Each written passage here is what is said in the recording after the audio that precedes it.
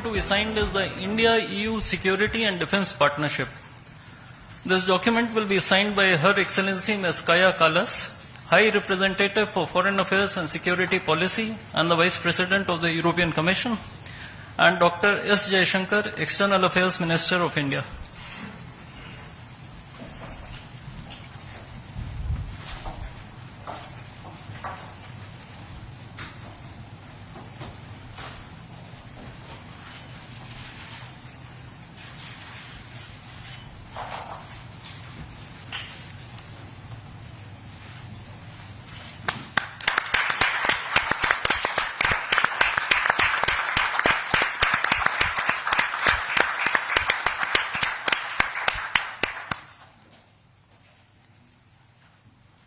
We now have the signing of the Comprehensive Framework on Cooperation on Mobility. This document will be signed by His Excellency Mr. Maros Sefcovic, European Commissioner for Trade and Economic Security, and Dr. S. Jaishankar, External Affairs Minister of India.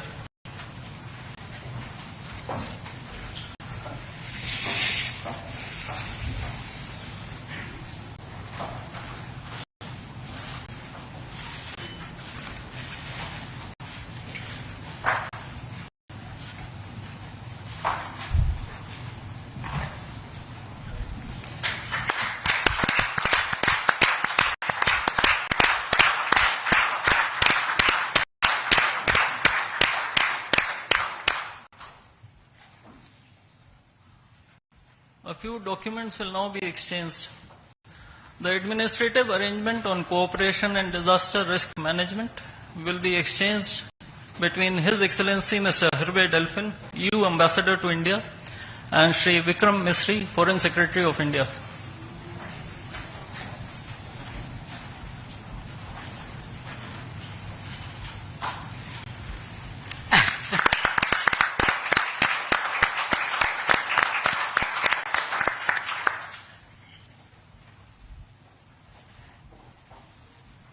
The agreement on constitution of a Green Hydrogen Task Force will be exchanged between His Excellency Mr. Hervé Delphin, EU Ambassador to India, and Shri C.B. George, Secretary West in the Ministry of External Affairs.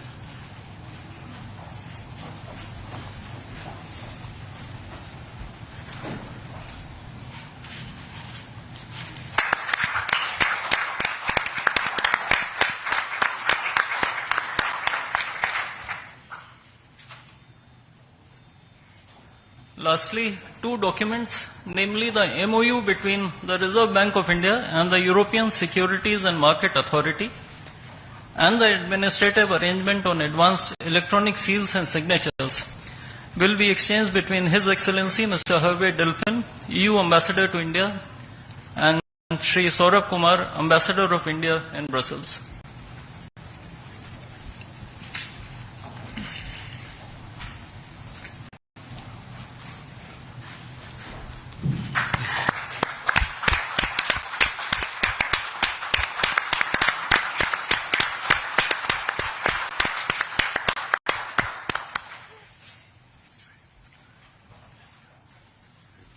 Before I conclude this segment on exchange ceremony, I would also like to announce that India and the European Union have agreed on a strategy document titled Towards 2030, a Joint India-European Union Comprehensive Strategic Agenda. I now request the spokesperson of the Ministry of External Affairs to conduct the rest of the proceedings. Good afternoon, His Excellency Mr. Antonio Costa, President of the European Council, and Her Excellency Ms. Ursula von der Leyen, President of the European Commission, Honorable Prime Minister Shri Narendra Modi, Honorable Ministers, members of both delegations, distinguished guests, and friends from the media. We will now have the press statements. May I request Honorable Prime Minister Shri Narendra Modi to give his remarks to the media. Your Excellencies, President Antonio Costa, our President Ursula von der Leyen, दोनों देशों के delegates, media के साथियों, नमस्कार। अपने दो करीबी मित्रों प्रेसिडेंट कोस्टा और प्रेसिडेंट फॉन डेर लायन का इस अभूतपूर्व भारत यात्रा में स्वागत करते हुए मुझे बहुत खुशी हो रही है। कोस्टा जी अपनी सरल जीवन शैली और समाज के प्रति प्रेम के आधार पर लिस्बन के गांधी के नाम से जाने जाते हैं और उर्सुला जी जर्मनी की पहली महिला रक्षा मंत्री नहीं, यूरोपियन यूनियन कमीशन की भी पहली महिला प्रेसिडेंट बनकर पूरी दुनिया के लिए एक प्रेरणा है। कल एक ऐतिहासिक क्षण था जब पहली बार यूरोपियन यूनियन के लीडर्स भारत के गणतंत्र दिवस समारोह में मुख्य अतिथि के रूप में शामिल हुए। आज एक और ऐतिहासिक अवसर है जब विश्व की दो सबसे बड़ी लोकतांत्रिक शक्तियां अपने संबंधों में एक निर्णायक अध्याय जोड़ रही है। फ्रेंड्स, पिछले कुछ वर्षों में भारत और यूरोपियन यूनियन के संबंधों में उल्लेखनीय प्रगति हुई है। साझा लोकतांत्रिक मूल्यों, आर्थिक सिनर्जी और मजबूत पीपल टू पीपल टाइज के आधार पर हमारी साझेदारी नई ऊंचाइयों तक पहुंच रही है। आज हमारे बीच 180 बिलियन यूरो का ट्रेड है। 8 लाख से अधिक भारतीय यूरोपियन यूनियन के देशों में रह रहे हैं और सक्रिय योगदान दे रहे हैं। हमने स्ट्रेटेजिक टेक्नोलॉजी से लेकर क्लीन एनर्जी, डिजिटल गवर्नेंस से लेकर डेवलपमेंट पार्टनरशिप, हर क्षेत्र में सहयोग के नए आयाम स्थापित किए हैं। इन्हीं उपलब्धियों के आधार पर आज की समिट में हमने समाज के सभी वर्गों को लाभ पहुंचाने वाले कई निर्णय लिए हैं। फ्रेंड्स, आज भारत ने अपने इतिहास का अब तक का सबसे बड़ा फ्री ट्रेड एग्रीमेंट संपन्न किया है। आज 27 तारीख है। ये सुखद संयोग है कि आज ही के दिन यूरोपियन यूनियन के 27 देशों के साथ भारत ये एफटीए कर रहा है। यह एक ऐतिहासिक समझौता हमारे किसानों, हमारे छोटे उद्योगों, इसके यूरोपियन मार्केट तक पहुंच आसान बनाएगा, मैन्युफैक्चरिंग में नए अवसर पैदा करेगा और हमारे सर्विसेज सेक्टर के बीच सहयोग को और प्रबल करेगा। इतना ही नहीं, यह एफटीए भारत और यूरोपियन यूनियन के बीच इन्वेस्टमेंट को बूस्ट करेगा, नई इनोवेशन पार्टनरशिप बनाएगा और वैश्विक स्तर पर सप्लाई चेन को मजबूत करेगा। यानी यह सिर्फ ट्रेड एग्रीमेंट नहीं है, यह साझा समृद्धि का नया ब्लूप्रिंट है। फ्रेंड्स, इस महत्वाकांक्षी एफटीए के साथ साथ हम मोबिलिटी के लिए भी एक नया फ्रेमवर्क बना रहे हैं। इससे भारत के स्टूडेंट्स, वर्कर्स और प्रोफेशनल्स के लिए यूरोपियन यूनियन में नए अवसर खुलेंगे। साइंस एंड टेक्नोलॉजी में हमारा लंबे समय से एक व्यापक सहयोग रहा है। आज हमने इन महत्वपूर्ण लिंकेजेस को भी और मजबूत करने का निर्णय लिया है।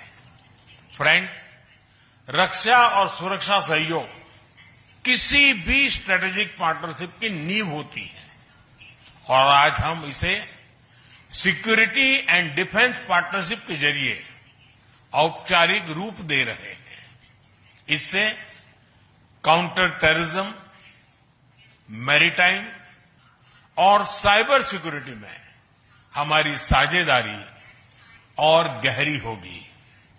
यह रूल्स बेस्ड इंटरनेशनल ऑर्डर के प्रति हमारी साझा प्रतिबद्धता को भी बल देगा। इंडो पैसिफिक क्षेत्र में हमारे सहयोग का दायरा और बढ़ेगा और इसके साथ हमारी डिफेंस कंपनी को डेवलपमेंट और को प्रोडक्शन के नए अवसर साकार करेगी। फ्रेंड्स, आज की इन उपलब्धियों के आधार पर हम अगले 5 वर्ष के लिए एक और भी एम्बिशियस और होलिस्टिक स्ट्रेटेजिक एजेंडा लॉन्च कर रहे हैं। एक जटिल वैश्विक वातावरण में ये एजेंडा स्पष्ट दिशा देगा, हमारी साझा समृद्धि को आगे बढ़ाएगा, इनोवेशन को गति देगा, सुरक्षा सहयोग और सुदृढ़ करेगा और पीपल टू पीपल टाइज को और गहरा करेगा। फ्रेंड, भारत और यूरोपियन यूनियन का सहयोग एक पार्टनरशिप फॉर ग्लोबल गुड है। हम इंडो पैसिफिक से लेकर कैरेबियन तक ट्राइलेटरल प्रोजेक्ट को विस्तार देंगे। इससे सस्टेनेबल एग्रीकल्चर, क्लीन एनर्जी और विमेन एम्पावरमेंट को ठोस समर्थन मिलेगा। हम साथ मिलकर आईमैक कॉरिडोर को ग्लोबल ट्रेड और सस्टेनेबल डेवलपमेंट की एक प्रमुख कड़ी के रूप में स्थापित करेंगे। फ्रेंड्स, आज ग्लोबल ऑर्डर में बड़ी उथल-पुथल है। ऐसे में भारत और यूरोपियन यूनियन की साझेदारी अंतर्राष्ट्रीय सिस्टम में स्थिरता को मजबूती देगी। इस संदर्भ में आज हमने यूक्रेन, पश्चिमी एशिया, इंडो पैसिफिक सहित कई वैश्विक मुद्दों पर विस्तार से चर्चा की। मल्टीलेटरलिज्म और इंटरनेशनल नॉर्म्स का सम्मान हमारी साझी प्राथमिकता है। हम एकमत है कि आज के चैलेंजेस का समाधान करने के लिए ग्लोबल इंस्टीट्यूशंस का रिफॉर्म अनिवार्य है। फ्रेंड, राष्ट्रों के संबंधों में कभी कभी ऐसा क्षण आता है जब इतिहास स्वयं कहता है, यहीं से दिशा बदली, यहीं से एक नया युग शुरू हुआ। भारत की और यूरोपियन यूनियन की यह ऐतिहासिक समिट वही क्षण है।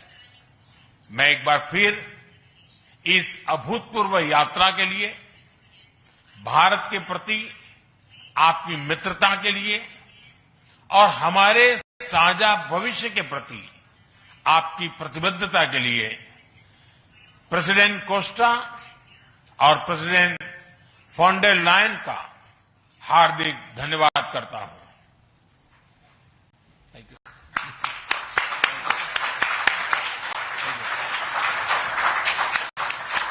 Thank you, sir.